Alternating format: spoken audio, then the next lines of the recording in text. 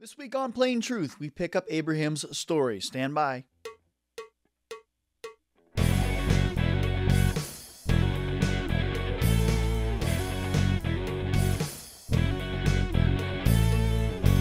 Hello, everybody. Welcome back to the Plain Truth Podcast. I am your host, Steve, and we are here for another podcast exploring now the life of Abraham. So last week we began to really drill down and see what a life of faith as lived out by Abraham looks like. Today I want to pick up on that story where we left off.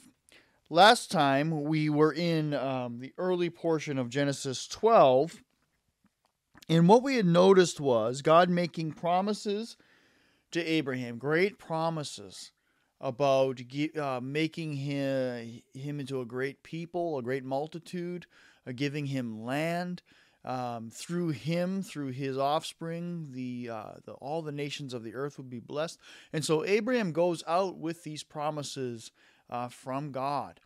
And we see as he enters into the land that was promised him, that he had not yet possessed by any stretch and would not possess in his own lifetime, what we see is Abraham constructing several altars.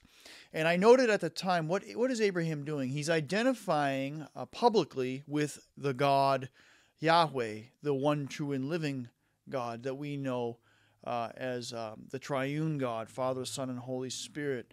He's identifying publicly in this pagan land, and he's evangelizing is what he's doing. He's witnessing to this fact that he is he will be in covenant with this God. We also noticed that as Abraham is traveling around the land, a famine strikes the land. And so Abraham is forced to move, and he moves to where he thinks he will be able to provide for his group, and he moves down toward Egypt. And at the time we were exploring this, I floated out there the idea that did Abraham demonstrate here a lack of faith in God's provision? Why didn't he ask God to provide for his family in the midst of that famine that he was suffering from, he and the people of Canaan? But the text was silent there, so we kind of let that go. But then what happened, we see while Abraham is in Egypt, is that he deceives his host, the Pharaoh of Egypt. So I want to pick up there for today and explore that. Because I think we can demonstrate that Abraham does demonstrate a lack of faith in God's protection. You can argue that Abraham didn't demonstrate a lack of faith in God's provision when he moved toward Egypt, even though we noted in the Bible a move toward Egypt is never good for God's people. But that beside the point. Here, I think in this narrative today, we will see something that in Abraham that is less than ideal. So we're going to pick up in verse 10. So there's this famine in the land. Verse 10, chapter 12 of Genesis. And Abram went down to Egypt to sojourn there, for the famine was very severe in the land. And when he was about to enter Egypt, he said to Sarai his wife, I know that you are a woman beautiful in appearance, and when the Egyptians see you, they will say, this is his wife, and then they will kill me, but they will let you live. Say you are my sister, that it may go well with me because of you, and that my life may be spared for your sake. When Abraham, I keep saying Abraham, I want to say it's Abram at this point, but I told you I'd use these names interchangeably. When Abram entered Egypt, the Egyptians saw that the woman was very beautiful, and when the princes of Pharaoh saw her, they praised her to Pharaoh. And the woman was taken into Pharaoh's house, and for her sake he dealt well with Abraham. And he had sheep and oxen, and male donkeys, male servants, female donkeys, and camels. But the Lord afflicted Pharaoh and his house with great plagues because of Sarai, Abram's wife. So Pharaoh called Abram and said, what is this that you have done to me? Why did you not tell me that she was your wife? Why did you say she is my sister, so that I took her for my wife? Now then, here is your wife. Take her and go. And Pharaoh gave men orders concerning him, and they sent him away with his wife and all that he had. So to summarize what's going on here, as Abram moves toward Egypt, he begins to fear for his very life. For some reason, he believes that Sarai, his wife, will prove to be too great a temptation for his host. They will want to take her for their own, for themselves, and so therefore that will put Abram in danger. They will have to obviously do away with Abram, and they'll take his wife and all that he has. And so what he does is he hatches this plan to say that for Sarah to say that she is his sister, which is a half-truth, which is really no truth. She is his half-sister, but is also his wife. Now, we don't know what Abraham was thinking, but obviously it gets taken a little too far, because Pharaoh does indeed take Sarai into his harem. None of the other men. She must be so beautiful that a lesser man would. She is commended to Pharaoh, and Pharaoh takes her in to his household. Now there's a problem, because now she's in danger. So you can imagine what it must have been like for Abram in those hours and perhaps days that she was in his household. What has he done? What has Abram done? Right? But here's the thing. God has to step in and intervene. Why? Well, Abram has put God into a very precarious situation. Because God has made Abram very great promises which he must fulfill. God cannot lie or revoke what he has promised to Abraham. So therefore, God has to intervene in the situation on behalf of Abraham, the deceiver, the one who told these half-truths, and bail him out. And he indeed does bail him out of his deception and delivers Sarah. It's a very scandalous story when you think about it on the surface, but there it is. So Abraham, I believe, demonstrates a lack of faith in God's protection in Egypt. Because God had made these promises to Abraham, he would fulfill these things. So therefore, God would protect both he and Sarah in Egypt. So the fact that he had to deceive Pharaoh was not necessary. But Abraham, at this point, being new in faith, was weak in faith. So this preaches in a number of different ways. But first of all, it teaches us that as God's people, we are not to be concerned with the fact that we don't possess perfect faith. Now, we should strive to be obedient to all that God has commanded us and believe all that God has commended to us as his children, as his followers in Jesus Christ. But nevertheless, we also know that when we perform when we act in less than a commendable way, we show ourselves rather to be weak in faith, that God will hold us up. This is one lesson we learn here from Abram's story here. But what about the deception? Now, the deception itself is sinful. But it raises a question that I was thinking about. Is there ever a time when deception is commended in the Bible? And you might be quick to answer and say, well, yeah, I think deception would always be prohibited. I can't think of a time when deception would be lawful.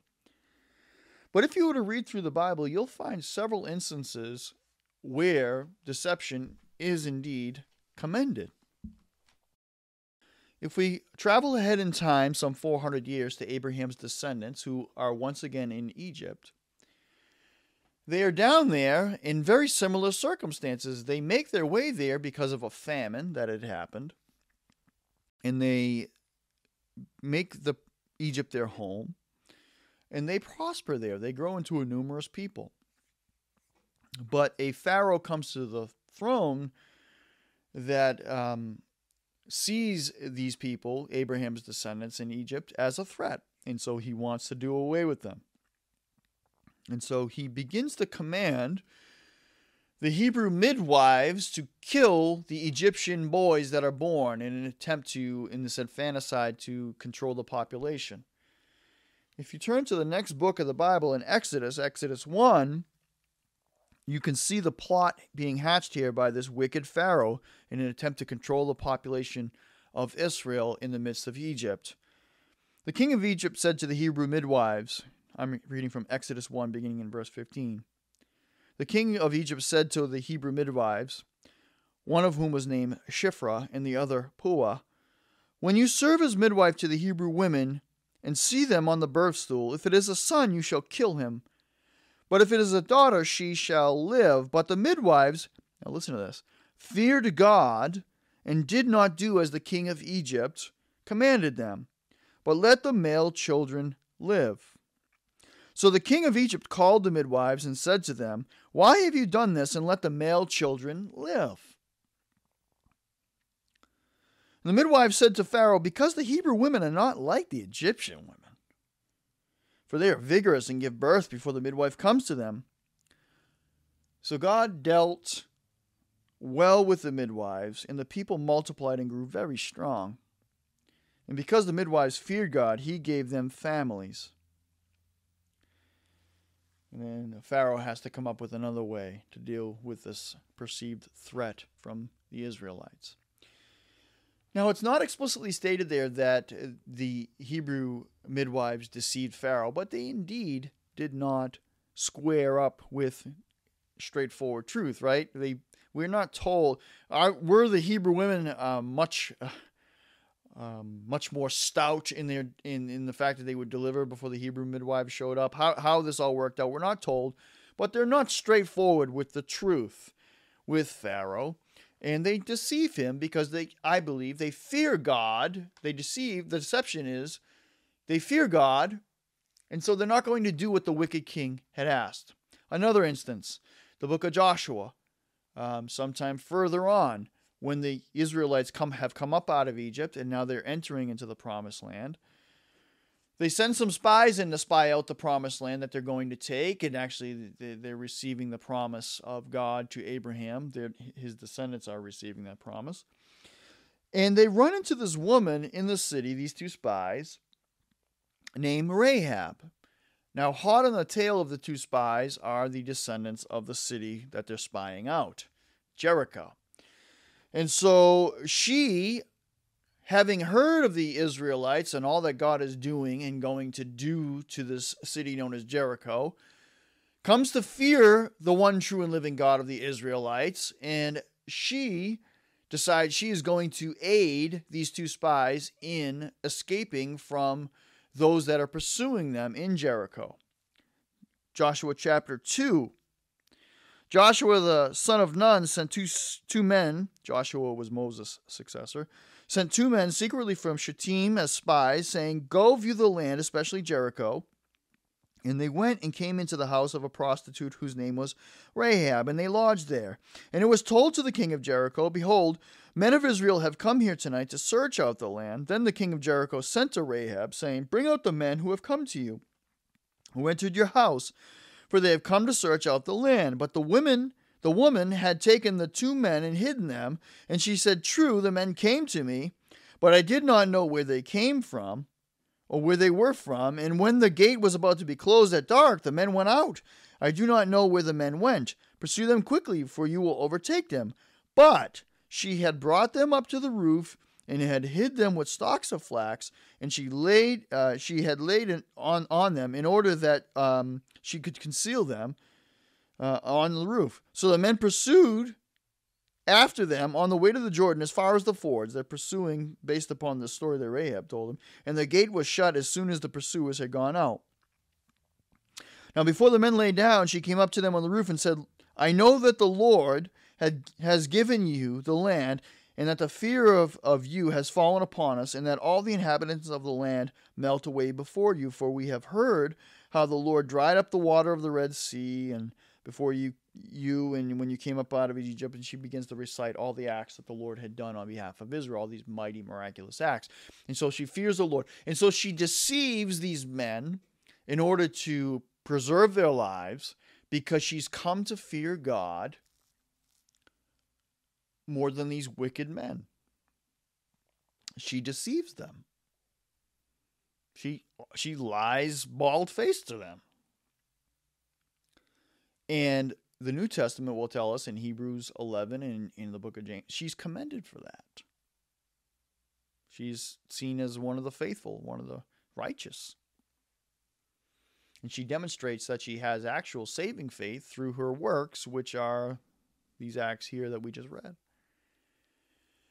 want to read something by Doug Wilson, who wrote a piece back in 2013 called Deception and the Culture War, and he's talking about that, but he has some comments that pertain to this topic of righteous deception.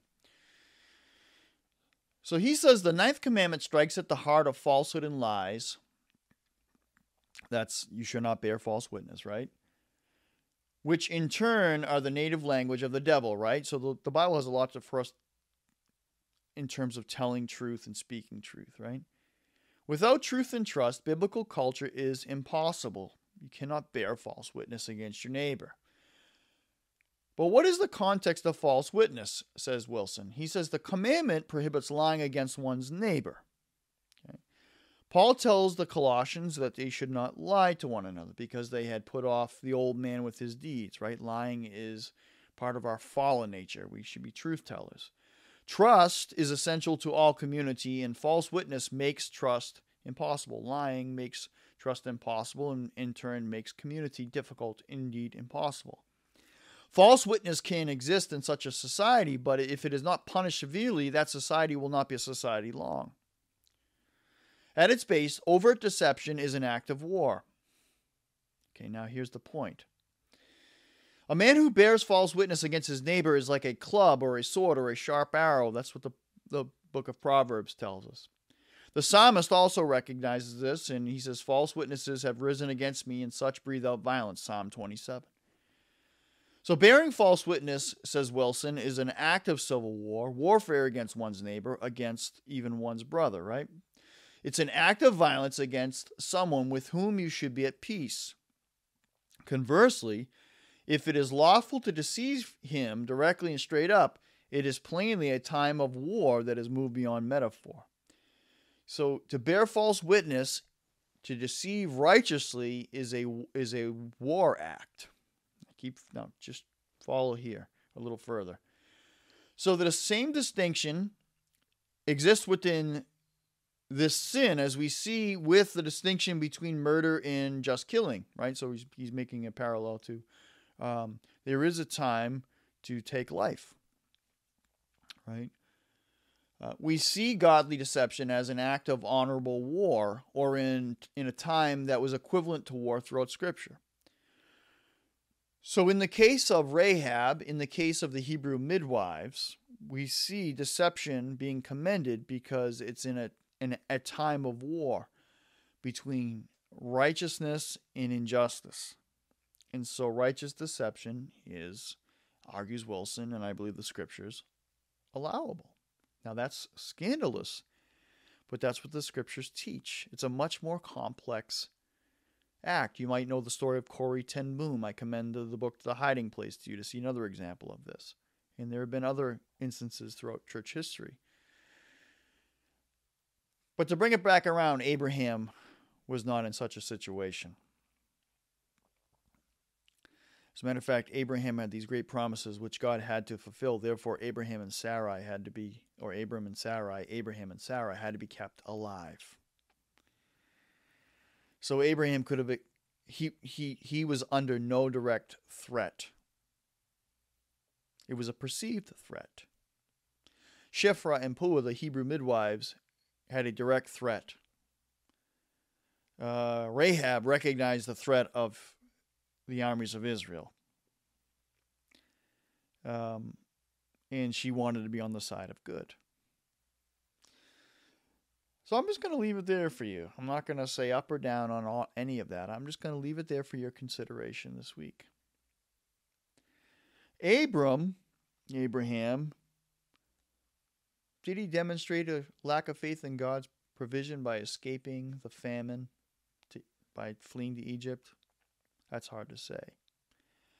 Did he demonstrate a lack of faith in God's protection when he lied and said that Sarah was his sister and not his wife also? Yeah, I think he did demonstrate a lack of faith there. And so the scriptures are much more complex. That's the lesson for today than sometimes the black and white pictures we paint them to be. Consider that. And until next time, may the God, the one true and living God, Father, Son, and Holy Spirit, bless you and keep you. May his face shine upon you and be gracious to you. See you next time.